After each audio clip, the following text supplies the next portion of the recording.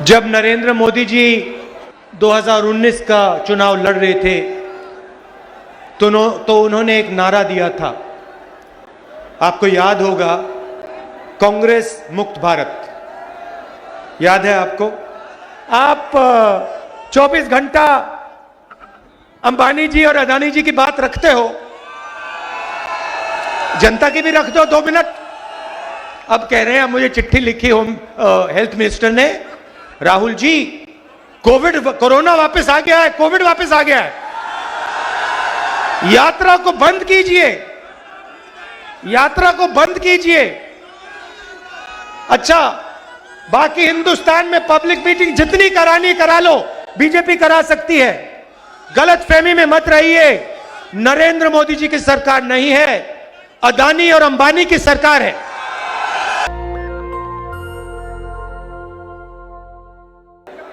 आप सबका आज यहां मैं बहुत स्वागत करता हूं, दिल से स्वागत करता हूं।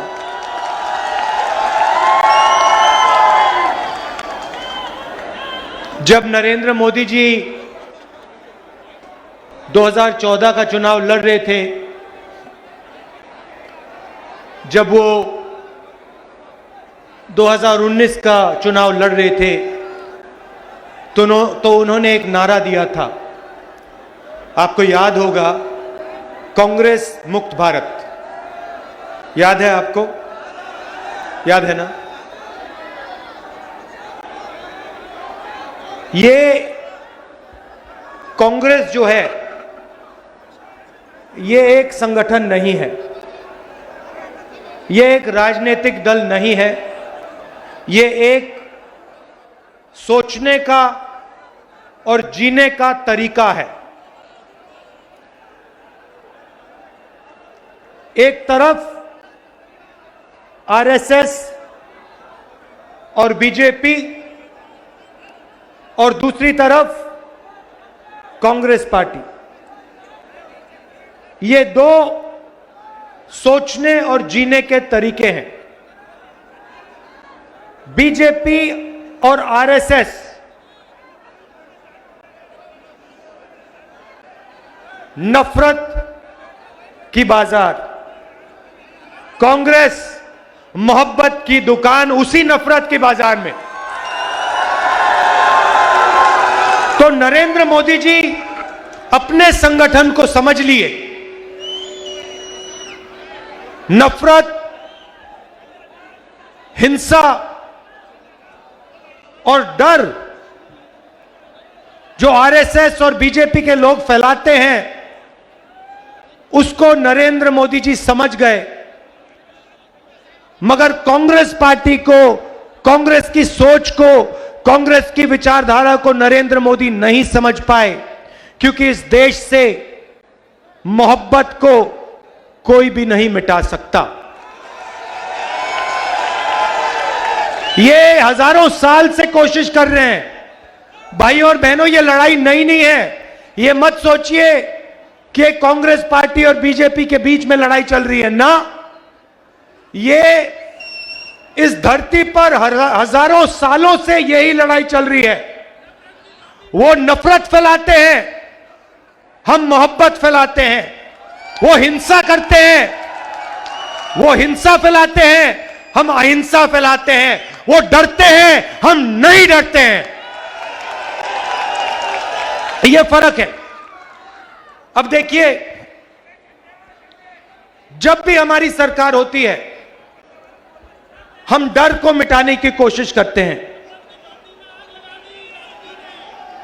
नहीं नहीं नहीं नहीं, नफरत की झोपड़ी में आग नहीं लगाई। हम आग लगाने का काम कभी नहीं कर सकते हैं।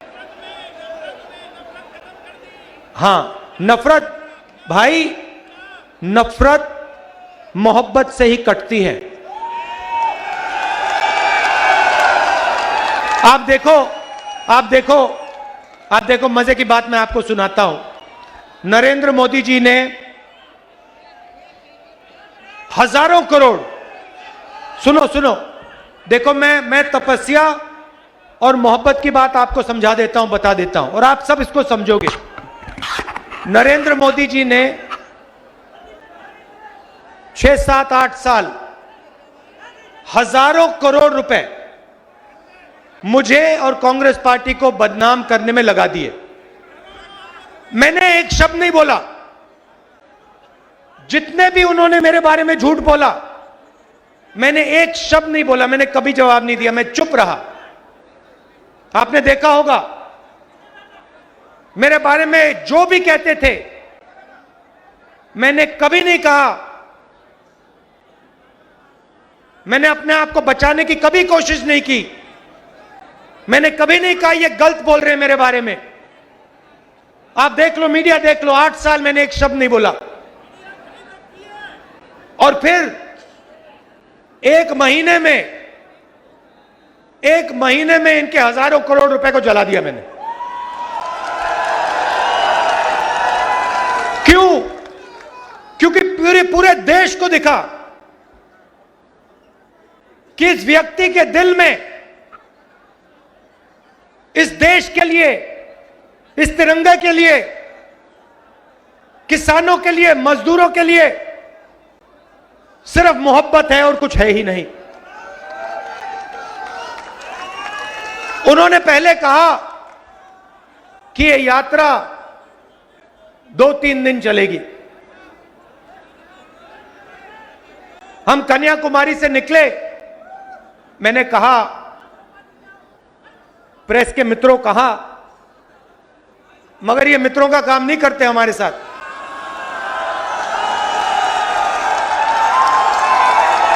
देखो देखो, पीछे घूम के देख रहे हैं, देखो। घबराइए मत, क्योंकि ये पूरी की पूरी भीड़ जानती है कि आपकी गलती नहीं है। आप पर लगाम बांधी हुई है, आप बंधे हुए हो। आपकी गलती नहीं, हम समझते हैं, आपकी मजबूरी है। आपको बच्चों को खाना खिलाना है, आपको तनख्वाह लेनी है, आपको भी जीना है, तो हम आपके खिलाफ नहीं हैं। मगर थोड़ा सा टीवी पे यात्रा भी दिखा दिया करो।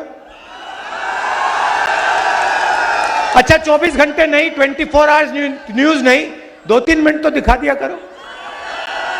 हिंदुस्तान की जनता क्या कह रही है, थोड़ा दिखा दो।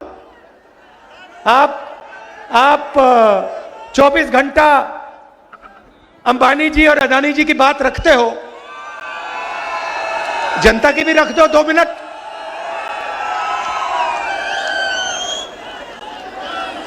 तो कहा 3 दिन चलेगी यात्रा, 3 दिन नहीं, ठहर जाओ, 3 दिन चलेगी। फिर हम केरला आए, सुनो, फिर हम केरला आए। केरला में कहते हैं, केरला में कांग्रेस मजबूत है, कर्नाटक में बीजेपी की सरकार है, वहां पे यात्रा फ्लॉप होगी। ठीक है, हमने कुछ नहीं कहा। कर्नाटक में आए, कर्नाटक में केरला से ज्यादा बड़ा तूफान। फिर कहते हैं नहीं, कर्नाटका में चल गई, तेलंगाना में मुश्किल आएगी, तेलंगाना में फिर से वैसा ही तूफान। फिर कहते हैं हाँ ठीक है, साउथ में चल गई, महाराष्ट्र में नहीं चलेगी। पता लगा कि तूफान छोड़ो, वहां पे महाराष्ट्र में सुनामी आ गई। फिर कहते हैं ठीक है भैया, हिंदी बेल्ट में तो फेल हो जाएगी। मध्य प्रदेश में आए, वो महाराष्ट्र से बड़ी सुनामी चल गई। राजस्थान में उससे भी जबरदस्त, और हरियाणा में तो कोई जवाब ही नहीं है।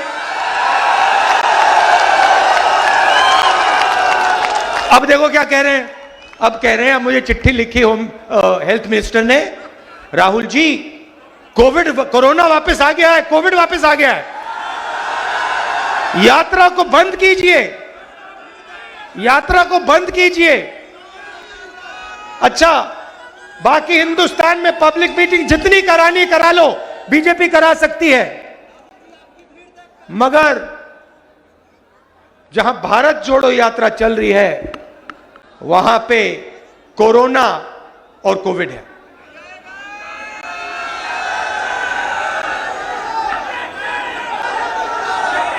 ये देखिए, ये कांग्रेस पार्टी की, हुड्डा जी ने कहा आने वाला समय कांग्रेस पार्टी का है। मैं उसको थोड़ा बदलना चाहता हूं। ये जो कांग्रेस पार्टी है, ये आपका औजार है, ये आपका हथियार है। किसका? किसानों का, मजदूरों का, छोटे व्यापारियों का, युवाओं का, ये उनका हथियार है। तो आने वाला समय कांग्रेस पार्टी का नहीं होगा, आने वाला समय हरियाणा की जनता का, किसान का, मजदूर का होगा। जरूर कांग्रेस पार्टी आपके साथ खड़ी होगी, मगर समय कांग्रेस पार्टी का नहीं, आपका होगा। 3000 किलोमीटर भाइयों और बहनों में चला हूं, बारिश में, गर्मी में, सर्दी में, हजारों लोगों से बात की है, किसानों से, मजदूरों से, युवाओं से। युवाओं से पूछता हूं, क्या पढ़ा तुमने? कहते हैं इंजीनियरिंग की, कोई कहता है डॉक्टर बनना चाहता हूं, कोई कहता है मैंने आईएएस की तैयारी की। फिर मैं पूछता हूं, इंजीनियर बनना था, अब क्या कर रहे हो? कहते हैं पकोड़े तल रहे हैं, पकोड़े तल रहे हैं, मिर्ची के पकोड़े, प्याज के पकोड़े। उबर गाड़ी चला रहे हैं, मजदूरी कर रहे हैं, और जो मजदूरी उबर नहीं चला रहे हैं, मजदूरी नहीं कर रहे हैं, वो कहते हैं हम तो बेरोजगार हैं।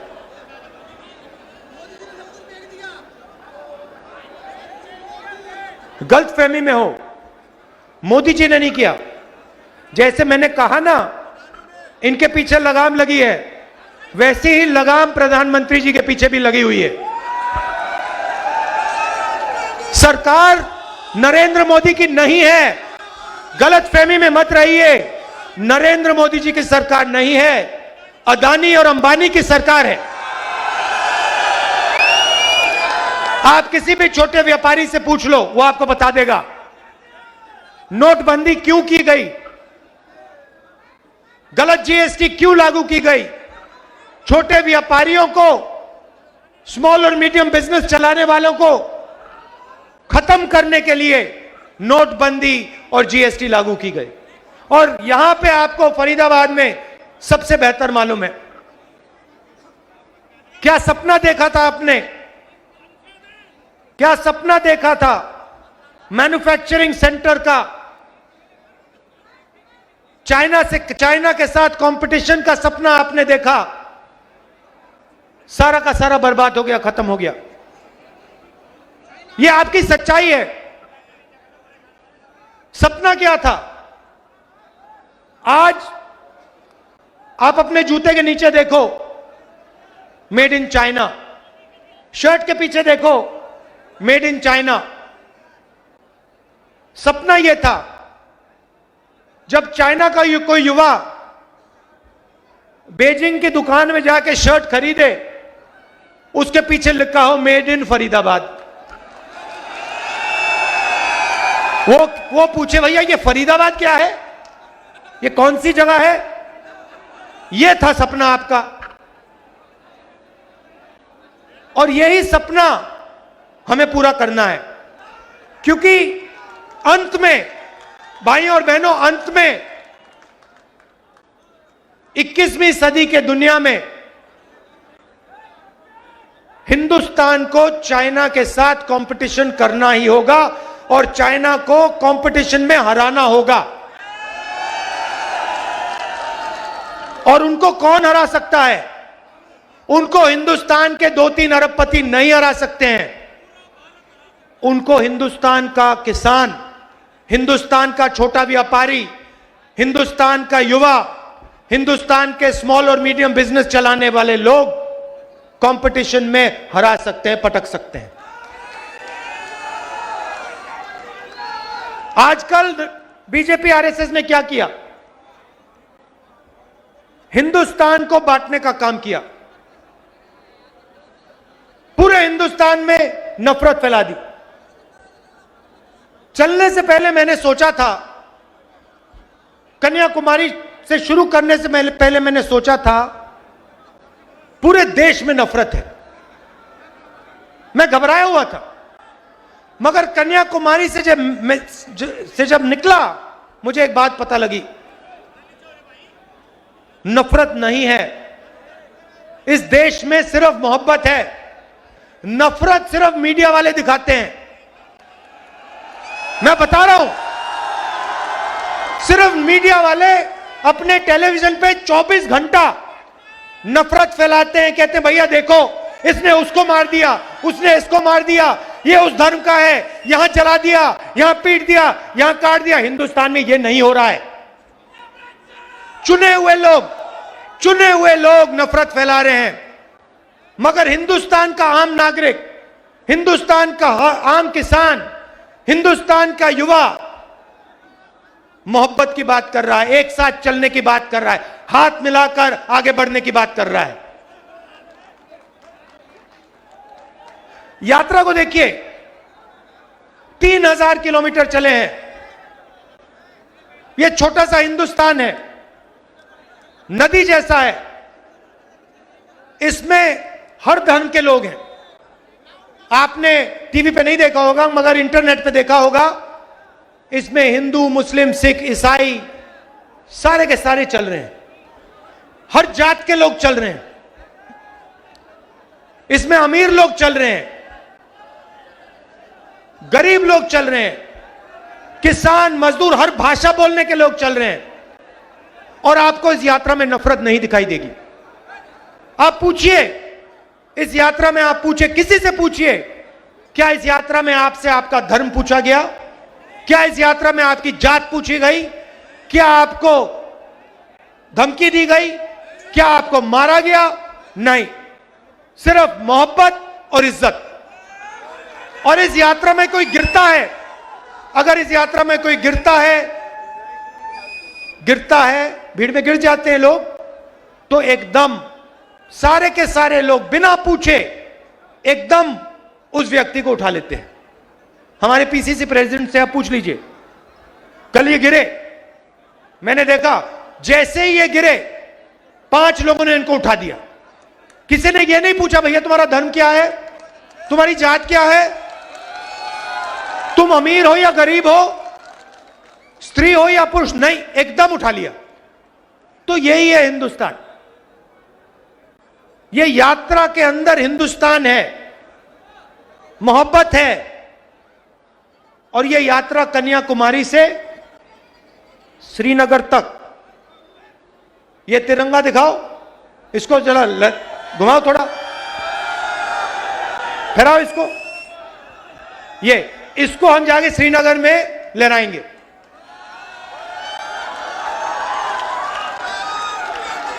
और ये यात्रा बेरोजगारी के खिलाफ है, महंगाई के खिलाफ है, डर के खिलाफ है और नफरत के खिलाफ है। पिछले सालों में आप इनकी सब पॉलिसीज देख लीजिए, यूपीए की पॉलिसीज देखिए। मैं आपसे पूछता हूं, मनरेगा ने डर मिटाया? डर मिटाया मनरेगा ने मजदूरों के दिल में? जब हमने किसानों की कर्जा माफी की, डर मिटाया? जब जमीन अधिग्रहण बिल लाए, डर मिटाया? नोटबंदी ने डर मिटाया? गलत जीएसटी ने डर मिटाया? कोविड के समय इन्होंने जो किया उससे डर मिटा? जब किसान को बीमा नहीं मिलता डर मिटता है? ये तो इनकी सारी की सारी पॉलिसीज, बेरोजगारी से डर मिटा? इनकी सारी की सारी पॉलिसीज डर फैलाने की पॉलिसीज है। ये चाहते हैं कि किसान, मजदूर, युवा, सबके दिल में डर हो क्योंकि वो उस डर को नफरत में बदलते हैं। अगर इस देश में डर नहीं है तो इस देश में नफरत नहीं हो सकती। आप सोचो, आपके दिल में नफरत कब पैदा होती है? जब आपको डर लगता है। जब आपको डर नहीं लगता तो नफरत नहीं पैदा हो सकती है। और यही आरएसएस के लोग करते हैं, ये डर फैलाते हैं और फिर उस डर को नफरत में बदलते हैं। हम कहते हैं डरो मत और हम मोहब्बत फैलाते हैं। हम एक हिंदुस्तानी को दूसरे हिंदुस्तानी से गले लगाते हैं। ये हमारा काम है।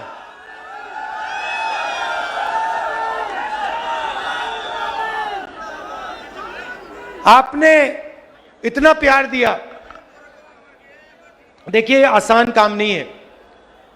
मैंने सोचा था जब कन्याकुमारी से निकले, सब यात्रियों ने सोचा भाई 3600-700 किलोमीटर आसान काम नहीं है। हिंदुस्तान के लिए हमने ये काम शुरू किया, मगर हमने सबने सोचा था कि आसान काम नहीं है। मगर 10 दिन में अजीब सी बात होनी शुरू हो गई। हम सुबह उठते, आमतौर से आदमी सुबह उठता है, फ्रेश होता है ना, जगने के बाद फ्रेश होता है और शाम को थोड़ी थकान आ जाती है। सही बात। अजीब सी बात यह थी कि हम 5 बजे उठे, 7-8 घंटे चले और शाम को कोई थकान नहीं। आप किसी भी यात्री से पूछ लो, किसी को थकान नहीं हो रही। आप मेरा चेहरा देखो, क्या आपको लग रहा है, मेरे चेहरे पे लग रहा है कि मैं 3000 किलोमीटर चला हूं? ना। क्यों? क्योंकि आपने अपनी शक्ति हमें दी। हम अपनी शक्ति से नहीं चले हैं। हम अपनी शक्ति से नहीं चले हैं। हम आपके प्यार और आपकी शक्ति प्रयोग करके चले हैं। आपने हमें चलाया है, तो इसके लिए मैं आपको दिल से धन्यवाद करना चाहता हूं। लाखों करोड़ों लोग आए, हर स्टेट में आए, हर जात के लोग, हर धर्म के लोग, गरीब लोग, अमीर लोग, माताएं बहनें, सब आए। सब ने अपना प्यार दिया, मदद की। किसी को चोट लगी, पट्टी की, चाय पिलाई, खाना दिया। हिंदुस्तान ने हमारी मदद की है और हम इसको कभी नहीं भूलेंगे, पूरी जिंदगी भर नहीं भूलेंगे। और जो आपने हरियाणा में हमारा स्वागत किया, जबरदस्त स्वागत आपने हमारा किया, इसको हम कभी नहीं भूलने वाले हैं।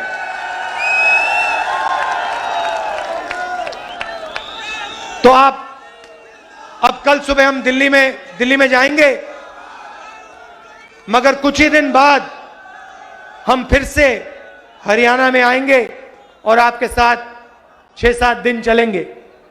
आप सबका फिर से बहुत बहुत धन्यवाद। आप रात के समय यहां आए, इसके लिए मैं बहुत आभारी हूं। नमस्कार, जय हिंद। नेशनल दस्तक की आपसे गुजारिश है कि अगर इसको बचाना चाहते हैं तो नेशनल दस्तक को सब्सक्राइब करने के लिए रेड कलर के सब्सक्राइब बटन को दबाएं, फिर बेल आइकन की घंटी दबाएं। नेशनल दस्तक को बचाने के लिए बहुत जरूरी है कि हर खबर को शेयर करें, लाइक करें, कमेंट जरूर करें।